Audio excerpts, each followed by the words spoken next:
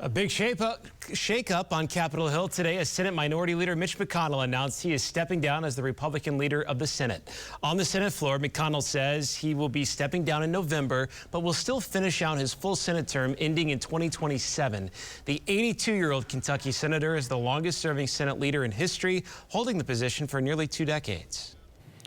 I'm no longer the young man sitting in the back, hoping colleagues would remember my name.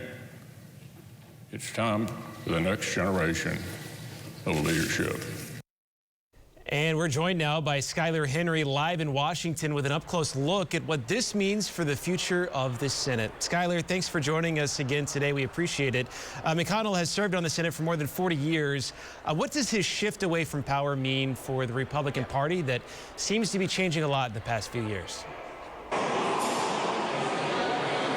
Well, that is certainly an understatement. Good to be with you as well. The Kentucky senator aligning his politics more so with that of former President Ronald Reagan, especially considering his stances on international alliances and the fact that Senator McConnell has frequently butted heads with former President Donald Trump as it relates to NATO and continuing to find some more support for Ukraine. It comes at a time when many Republicans are seemingly walking more and more in lockstep with former President Trump. We'll see if that continues to be the case as there's now a search for new leadership, some new blood, using the senator's words in terms of who will now become the leader of the Senate. We'll see if there are others who will sort of pine for the position or if this will just sort of fall in line to ultimately who is next in line.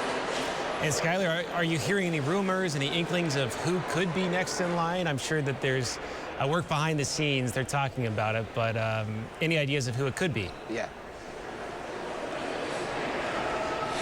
Well, the names that are out there, they call them the 3 Johns in the Senate. That's Senator John Cornyn of Texas, Senator John Barrasso of Wyoming, and Senator John Thune of South Dakota. As far as Senator Cornyn, he does not have a leadership position right now, but he has been very vocal in terms of his opposition and what's going on the U.S.-Mexico border. So we'll see if he starts to make a name for himself as there continues to try to find some common ground on passing a supplemental aid package that would get money out to Ukraine and Israel and, of course, the border as well. Senator Barrasso has a great relationship with former President Trump. We'll see if an endorsement from the former president proves to be enough to get him across the finish line. But what we could ultimately see is Senator John Thune, who is the minority whip right now, ultimately just be the next person that Republicans decide to pick in terms of representing them in leadership. There's still a long way to go between now and November. As you and I both know, crazier things have happened here on Capitol Hill. So we'll see. All right, we will see. Skyler Henry live for us in Washington. Skyler, thank you.